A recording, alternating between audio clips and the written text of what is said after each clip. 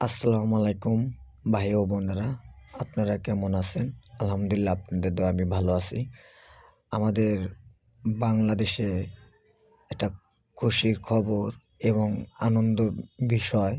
ভারতে এক ভাই অনেক যুদ্ধ, অনেক মোকাবেলা করে আমাদের মুসলিম ভাইরা নামাজ পড়ার জন্য একটা মসজিদ নিয়ে অনেক বছর, অনেক যুগ আন্দোলন, মামলা, লড়াই, মারামারি, গ্যাঞ্জাম, বিবাদ অনেক কিছু করেছে তারা।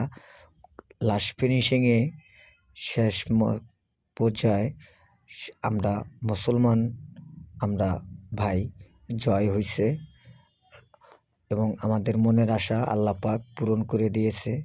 সেই ভাইয়ের উসিলায় এখন ভারতে মসজিদ কাজ করার জন্য সে প্রস্তুতি নিছে এবং তার মতন সে মসজিদ করিবে এবং জনগণের টাকার এবং তার সহযোগিতা এবং তার উদ্যোগে এবং মূলত সে এটাও বলছে হিন্দু, খ্রিস্টান, বৌদ্ধ কেউ টাকা নেবে না।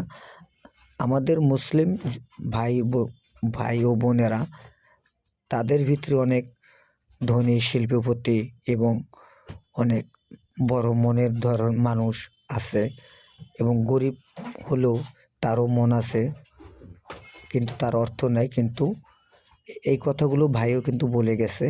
আর এই কথাটি বাস্তব যে আমাদের মুসলিম ভাই বোনেরা মন আছে মসজিদের জন্য, সবাই সহযোগিতা, সবাই হাত বাড়াবে এবং পাশে আসবে। আল্লাহ পাক সেইটাই বাস্তবতা করে দেখাই দিছে। অনেক ভাই অনেক দূরের থেকে, কোনো ভাই 60 কিলো, 50 কিলো, 40 কিলো, 70 কিলোমিটার দূরের থেকে ইট নিয়ে মাথায় করে, হাতে করে, ঘাড়ে করে, মোটরসাইকেলে করে, অটোতে করে, এবং যে যেভাবে পারছে সে সেভাবে করে নিয়ে ওখানে অংশীদার হয়েছে।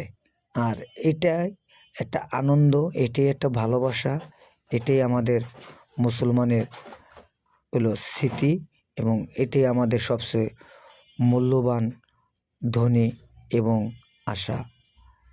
মসজিদ, আমরা ধনী গরিব বিবাদ নাই, মসজিদে আমরা সবাই নামাজ পড়তে পারি এবং নামাজ পড়তে, কিন্তু ভারতের ওরা কিন্তু আমাদেরকে নামাজ পড়ার জায়গা, মসজিদ ভেঙে ফেলেছিল। আমরা কিন্তু ওদের কোনো